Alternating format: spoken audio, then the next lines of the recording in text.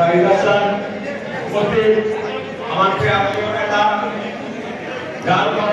জীবনে আমি নানপুর মহানগরে আন্দোলন সংগ্রাম করেছি আমার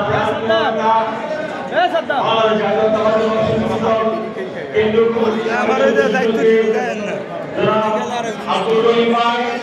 উপস্থিত মঞ্চ ভূমিষ্ঠ জাকির খান ভাই উপস্থিত আলম ভাই সহ বিভিন্ন ইউনিয়নের নেতৃবৃন্দ আসসালামু আলাইকুম। সংগ্রামী ছাত্র বন্ধুরা, আপনারা জানেন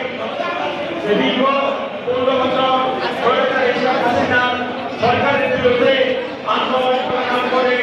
আজকে আমরা